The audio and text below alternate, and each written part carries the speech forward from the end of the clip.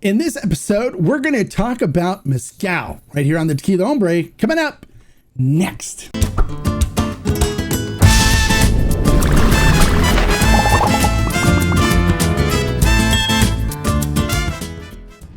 Hello and welcome to this episode of the Tequila Hombre, where today we're going to talk about Mezcal. I know. You're thinking, oh, that's smoky stuff that I don't like.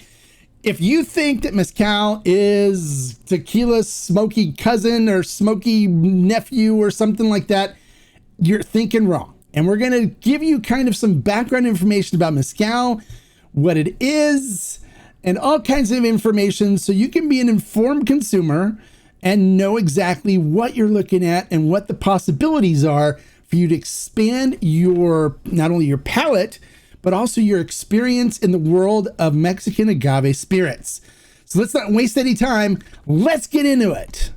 All right, so this video, we're gonna give you a lot of details. So make sure you watch the whole entire video, take notes, and so then you'll be better informed as to what you're looking at when looking into possibly tasting and trying a Mezcal.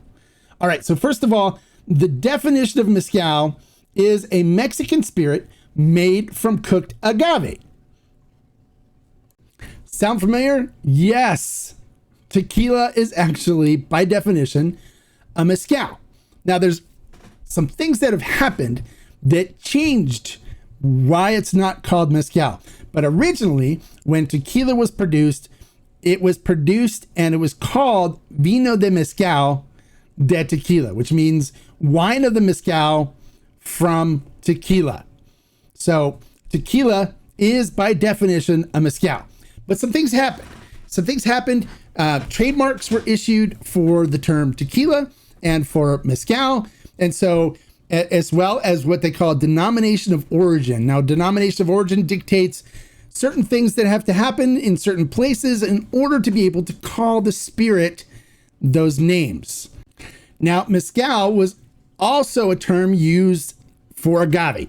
And it's still actually used for agave by a bunch of the agaveros that are out there.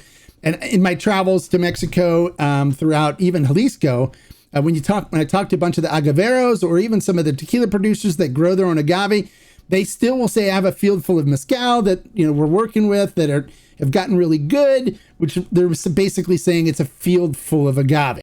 Now, the reason why they use that term is because the word Mezcal actually comes from the word mezcali, which comes from the ancient Nahuatl language of the Aztecs, which means cooked agave in this ancient language. Okay, so let's kind of talk about tequila now, since you're all tequila drinkers, and let's talk about how it is a mezcal, but it has to be made in certain areas. The rules, the denomination of origin for tequila state that it has to be made in either in the state of Jalisco, or it could be made in Nayarit, or Guanajuato, Michoacan, or Tamaulipas, but only in certain municipalities of those, only small areas of those states. It can't be made in those entire states, only small areas that are designated by the denomination of origin. So another rule as far as tequila goes is they can only use one type of agave. And that one type of agave is Weber Blue Agave. So for tequila, in order for a Mezcal to be called tequila, it has to be made in any of those regions. So the entire state of Jalisco, Nayarit, Guanajuato, Michoacan, or Tamaulipas, but it has to be made in certain municipalities there in order to fit within the designation of origin. Now, most of the tequila that we drink is actually made in the state of Jalisco. There's a couple that are made in, there's one that's made in Michoacan, which is Hacienda Saguayo is one that's made there. I'll be doing some reviews of that. But there's also some other ones that are made in Guanajuato, and as well as some other states. But typically we don't hear about them because we haven't found them to be as good as some of the ones that are made in Jalisco. Now, in order for the spirit to be called Mezcal, it can be made in 9 different states. Those 9 states, if we look at the graphic on the screen: Oaxaca, Durango, Guanajuato, Guerrero, San Luis Potosi, Tamaulipas, Zacatecas, Michoacan and Puebla are the states where mezcal can be made, and in order to actually put mezcal on the bottle. So let's take a look at something that's kind of interesting. I'm sure you guys have seen the videos that I've done on La Luna offering that we recently did. And the reason one of the things I talked about it, as I said, it's a great ancestral tequila style mezcal. And the reason is it fits all the bills for being a tequila, but the only difference is it's not made in an area of the denomination of origin. It's made in an area of Michoacan that doesn't have the DO for tequila. And the Vinatas, the distillery where this is made, is licensed by the CRM, which is the organization that monitors and approves the use of the word mezcal. Okay, so if we look at this one here, this is basically, if this was made in Jalisco, it would be called a tequila because it's made with Weber Blue Agave. It's made following all the ways that tequila can be made. It fits everything that fits a tequila, but because it's made in Michoacan, in an area that is not within the designation of origin, it has to be called a mezcal. So that's one of the reasons why I recommend people trying the La Luna Paradise para Patria, because this is a really great example of what an ancestral style tequila tasted like back in the day. And we'll get into the ancestral style stuff and artisanal and stuff in a minute. We'll talk about that. But basically, the whole idea that a mezcal is a smoky cousin to tequila is completely wrong, because tequila by definition is a mezcal, and not all mezcals are smoky. Yes, not all mezcals are smoky. And the reason being is because it's basically how they're produced. Okay, so here's where we're going to talk about the different types of mezcals that are out there and available that you can buy. So there are 3 classifications of mezcal. There's just mezcal, there's artisanal, and there's ancestral mezcals. Now let's break it down and get into each of those and what's involved.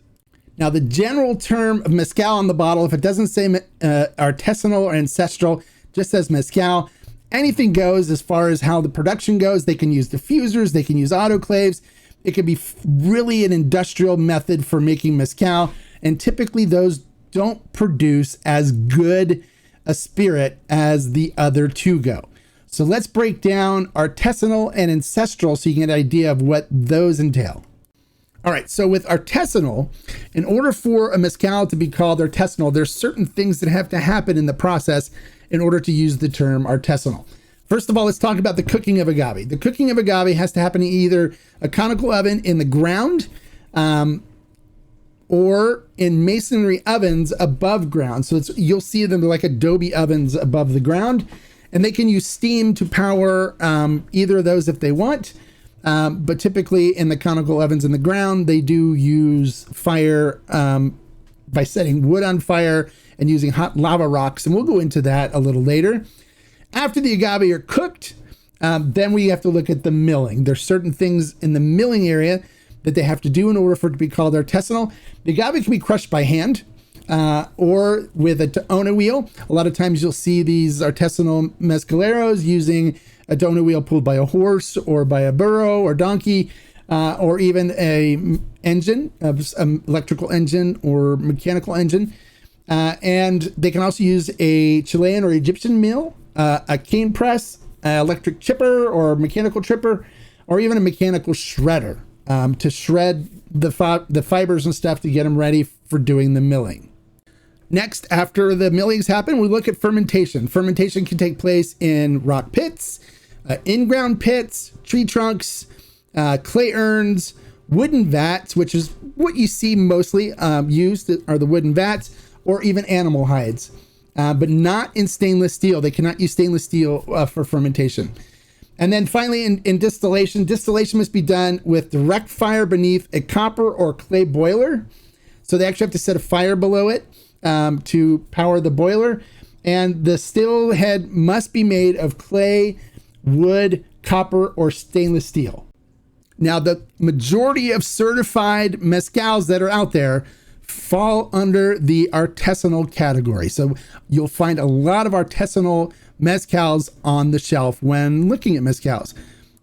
So one thing I do like about mezcals is the transparency deal with them. A lot of times they're very transparent in their production technique. So we're talking about artisanal tequilas or mezcals. Here's a mezcal that is Moro Mezcal. I'll be doing a review of this. I got this in for review. But on the back of the bottle, they actually will list how the mezcal is made. So if we look at this, for example, you can see all the stuff listed there. You probably can't read it because of the lights. But to give you an idea, this one says the type of agave that they use. And then the terrain, so it's mountainside, elevation 2,700 feet, rocky. The origin is El Gramal, Yautepec, Oaxaca. The cook on it, they used stone-lined conical earthen ovens, so that's an earthen pit. They used hand cut with an axe and a wood chipper for the grind on it for milling. Fermentation is done wild in pine vats with well water. And then the distillation happens twice in 350 liter copper stills. And then the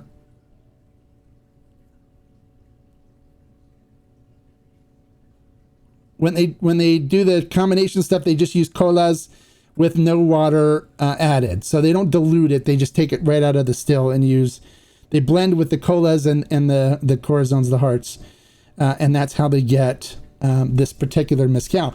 So they give you all the details on the back of the bottle. So when I do the review of this, I'll let you know. And if you want to pick up a bottle, you can see the details on what they do. So a lot of times you can find the details on the back of the bottle when they're doing artisanal as well as ancestral. So let's talk a little bit about ancestral and what is required in order for it to be called ancestral. Okay, so our artisanal, that's pretty much the way a lot of the mezcals are made now. So now we're going to look at ancestral. Now, ancestral is the old school way of making mezcal, and they're trying to preserve the old school method. So, if you buy an ancestral tequila, it was made in the old school method.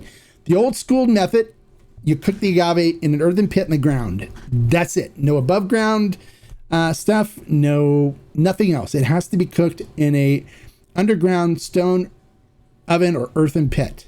And that's it. Okay, crushing the agave. The hearts are crushed by hand with a mallet or using a taona that's either, burro driven or horse driven, or a Chilean or Egyptian mill. Now, a lot of times too, you'll see that they do axes. They'll use an axe to chop it, which is fine too. It's considered a mallet. Fermentation has to happen with the agave fibers in ancestral. So you don't need to use the agave fibers in artisanal. But the agave fibers are included in the fermentation process, and it takes place in an open air environment, either using stone, earth, wood, clay, or even animal skins. Yeah, I've actually have a mezcal that was actually fermented in the hide of a cow. So you can use animal skins for it, but this is the old school way of fermenting. No stainless steel allowed. It has to be done in any of these. So it's stone, earth, wood, clay, or animal skins with the fibers. So now let's look at distillation. Distillation has to happen with the fibers. So they'll transfer the fibers from any of those tanks that they're using, either the stone, earth, wood, clay, or animal skin vessels, right into a clay pot. And then it has to be direct fire under the clay pot. And they have to use a clay pot. They can't use a copper pot for distillation when it comes to the ancestral style mezcal. So the La Luna that we talked about for the ancestral style tequila actually says ancestral on the bottle. So this has to follow those guidelines. So this was done in exactly those ways in order to call it a mezcal, ancestral mezcal. So it actually will tell you also on the side of the bottle what methods they used. So if you picked up the Parados Patria, if you look at the side of the bottle, it'll tell you the methods in production that they used for creating this ancestral mezcal. So to know that you're getting a better quality mezcal, always look for either artisanal or ancestral on the bottle. If it doesn't say artisanal or ancestral, leave it. Okay, so now that you kind of get an idea of the different way of producing the mezcal, let's talk a little bit about the agave, because with tequila, you can only use the Weber Blue agave. But with mezcal, you can use like over 50 different types of agave. Now, there's one main agave that you'll see a lot out there. It's Espadín. It's basically a cousin of the Weber Blue agave. Espadín in Spanish, it means sword. And so the reason why they call it Espadín is because the leaves that come out of it are like swords. They're like the Weber Blue agave kind of leaves where they come straight out and look like a sword. Those are cultivated. So you'll see a lot of Espadín mezcals out there because that one is grown, it's farmed. But there's a lot of other agave species out there that are not farmed, that are wild agave. And there's issues and concerns about preserving them and not over harvesting them so that there's plenty of them to keep making amazing mezcals over the next few generations. The next generations keep it going. They don't want to over farm. They want to make sure that there's an abundance of agave. So the wild agave ones tend to be more expensive, and they typically do small batches of those, and you'll find them here and there, but not as often as like Espadín. Now, one of the things that I do recommend you looking at when looking to try a mezcal is to look for the ABV to be higher than 40%, because you're dealing with some amazing mezcal, amazing agave species, amazing mezcals. You don't want them diluted with water. So the higher proof, the better typically the mezcal. So look for something that's typically above 40%. I normally like 45, like we're in that area. There's some that are 42 that are decent.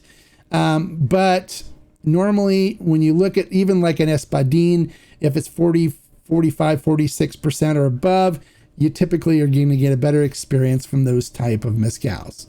All right, so these mezcals are produced in tiny little distilleries, and basically like in people's backyards or is in an area of a village, and they're not big distillery operations like we see with tequila.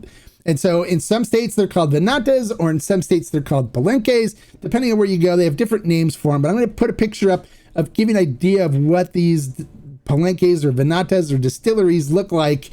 They're very small scale. So typically the cost, because they're not producing large batches of these agave spirits, they typically are more expensive. So you'll see a lot of these bottles like in the $100 range. You might be able to find something less, but typically they're right around $100. And it's because of the volume that they do. They don't do a huge volume, so they can't spread the cost of transportation from Mexico to the United States and all the taxes and everything that they pay over a large amount of bottles. They have to do it over a small amount of bottles. But the quality that you get is amazing. It's stellar, and you can find some really amazing mezcals out there, and for you to enjoy and really experience a different flavor profile than what you're used to with tequila. All right, finally, let's talk about the smoke aspect. And a lot of people are like, I don't like smoky stuff. I'm not going to like it. Not all mezcals are smoky, okay? And typically, if you get an overwhelming amount of smoke, it's typically a flaw in the production. So the better quality mezcals that are out there, you won't taste any smoke. You'll taste different profiles from the different types of agave that they use, but you won't taste, typically you won't taste smoke. You may taste a little bit here or there, but it's basically, it blends in so well with the agave flavors, and it really enhances the agave flavors. You really won't detect a annoying smoke flavor or one that's disturbing for you. There's some really beautiful, robust flavor profiles in some of these mezcals that are available that are artisanal or ancestral. All right, so hopefully I didn't thoroughly confuse you with all this mezcal information. I'm going to be doing some reviews coming up here of more mezcals to kind of expose you guys to some other, mezcals that are available, other flavor profiles and stuff. But if you'd like to transition and try mezcals, there's some important things to remember. First of all, it's going to be a different flavor profile, one that you may not be used to. So give it some time. Give some time to adapt your palate to something new. It's like when you tasted coffee for the first time. A lot of times you try coffee, you don't like the taste of it at first, but then you acquire a taste for it. Same with beer, right? When we first drink beer, given beer, even when we're smaller stuff, we go, oh, that tastes nasty, or even wine. But you kind of develop your palate and get to the point where you actually enjoy the flavor of beer or enjoy the flavor of wine. So it's kind of like the same thing. You're not going to be used to this because tequila is very industrial. They use, steam for cooking, and it kind of blanded out what it's like. And that's one of the reasons why I recommended the ancestral tequila for people, the ancestral style tequila mezcal. So here's what I'd recommend. If you're interested in diving into checking out mezcals, one of the ones I recommend picking up is, of course, the Paradas Para Patria. The reason why we picked up this batch and did this special project with La Luna is because this is an amazing mezcal that is just like an ancestral tequila. So if you want to taste what tequila tasted like back in the old days, this is an amazing example of that. I highly recommend it. It's Weber Blue Agave, so you're already used to the flavor profile of the agave, but this one is gonna be a little different because it's cooked using fire. It's cooked using rocks that were heated up with wood, with fire made from wood. So it's going to have a little different flavor profile. It's not smoky, but it's going to be a different flavor profile that you're not used to from Weber Blue Agave. And my example of that would be like if you cook a steak in the oven versus cooking it using a charcoal grill. It's going to be a different flavor to the steak because of the fuel you used for cooking it. So I recommend the Paradas Para Patria, which you'll find on Ferment and Still. It's an exclusive batch. The reason why we did this with La Luna, and I put this together with Salvador Chavez, was because we wanted to give you guys a really good example of a ancestral tequila, but this is called mezcal because it wasn't made in the tequila producing region. But this is basically an ancestral tequila that has to be called a mezcal. Okay, so there's that. Another good one that's available on Ferment and Still too is another batch that we did with them, where this is the same type of thing. It's an ancestral Tequiliana Weber Blue Agave batch, but this one's got pomegranate in it. So if it adds a little fruitiness to it, makes it a little more palatable for tequila people. Very enjoyable. Everybody that's tried it loved it. So if you haven't tried it yet, pick up a bottle. This is also high proof.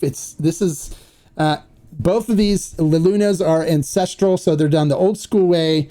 And this is 48.5%. The other Paradas Para Patria is 51 or 50.1%. So it's high proof, just like what I said you want to look for. Another mezcal I recommend that we have on Ferment and Still, and one of the reasons why we did this batch with Mezcal Vago was because it's a great transitionary mezcal for people coming from tequila, and it's the Vago Ensemble. Now this is got an amazing flavor profile, which is going to be different than what you're used to from Weber Blue Agave, in that it is very fruity. So it's going to have fruit and berry notes to it. So it's very fruity. Has a beautiful flavor profile to it. Almost when all the berries and stuff come together and fruit flavors come together, it almost gives you a bubblegum-esque kind of flavor profile to it. This one's also high proof at 51% alcohol by volume, so it's like a high proof Blanco. But in mezcals, Blancos are called Jovens. So anytime you see Joven, it means young, and that's what a Blanco is in mezcal. There are aged mezcals. I typically tell people to stay away from it because the good mezcaleros, the people making good mezcals, don't typically age them, okay? And it's kind of like a faux pas. It's kind of like a no, don't do it type of thing in the mezcal world. Now, one thing nice about mezcals too that I didn't mention that I'll mention now is that there's no additives allowed in any mezcals. You're not allowed to put additives in them. If you're going to put additives in them, and it has to be listed on the bottle. That's the rule that mezcal has that I wish tequila would add to their rules, but they're not going to because of the mass production stuff that they're doing. Another really good one, which has really nice berry flavors to it as well, fruit flavors that I really enjoy, no smoke to it at all, is this artisanal tequila. I'm sorry, artisanal mezcal. I keep saying tequila. Artisanal mezcal from Fuego y Humo. This is a Tobala agave. This is wild agave. Beautiful fruit flavors to it. Very approachable for tequila drinkers. So these are some of the ones I recommend. But I will be doing some more reviews of other mezcals. So make sure you tune in for Mezcal Mondays and other agave spirit reviews that I'm going to be including in with the reviews now, to help you kind of expand your flavor profile, expand your experiences in the world of agave spirits. All right, well, there you go. I've included a lot of information in this video. I'm all about teaching and helping you guys learn about these amazing spirits. There might have been some stuff I left out, but keep watching the videos as they come up for the mezcal and other agave spirit reviews, and I'll be giving you some additional information in there, and we'll talk about the production processes of them as well when we go into them, so you guys will have some better understanding of mezcals, and then hopefully you'll try a lot of these that we will try together, and grow your palate and really enjoy some of the things these Mexican spirits have to offer. If you like the information I included in this video, make sure you click the thumbs up and give me a like. If you're new to the channel, bienvenido, welcome. And hopefully, you're going, wow, this is a lot of information. This is great. If you need to go back and watch it again to get notes, make sure you do that. Write down notes, understand what we're saying here. And if you'd like this kind of informational videos, make sure you click subscribe right there and the notification bell next to it, so you get notified every time I post a new informational video like this, or a new review of mezcal or tequila or agave spirit coming up. And then we'd love to have you comment and be part of the Tequila Hombre community. Until next time, like I always say, life is too short to drink bad tequila or mezcals or agave spirits. So follow what I recommend, try some of the stuff I recommend, and you'll be in great shape. Salud.